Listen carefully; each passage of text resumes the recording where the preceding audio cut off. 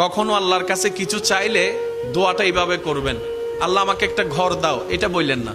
বলবেন আল্লাহ আমাকে একটা শান্তির ঘর দাও। কারণ ঘর পাইলাম যদি শান্তি না থাকে, সে ডুপ্লেক্স বাড়ির দাম কি? কখনো সন্তান চাইবেন না, বলবেন আল্লাহ আমাকে একটা নেককার সন্তান দাও। কখনো চাকরি ব্যবসা খুঁজবেন না, বলবেন আল্লাহ আমাকে হালাল রুজি অর্জনের একটা রাস্তা করে দাও। কারণ আপনার যদি সন্তান সন্ত্রাস হয়ে বসে, বাপদাদা 14 গোষ্ঠীর ইজ্জত, এই সন্তান হওয়ার চাইতো। আমি কি বুঝাতে পারছি কথা? এবার দেখেন আল্লাহ এমন দয়াবান, যারা নামাজ পড়ে তাদেরকেও দেয়, যারা নামাজ পড়ে না তাদেরকেও দেয়। কিন্তু দুই দেওয়ার মধ্যে পার্থক্য আছে। যারা আল্লাহ শুকরিয়া করে তাদেরকে আল্লাহ বাড়িয়ে দেয় এবং পরকালের সওয়াবও দেয়। এটা সবাই পায়? এটা সবাই পায়? তো এমন একজন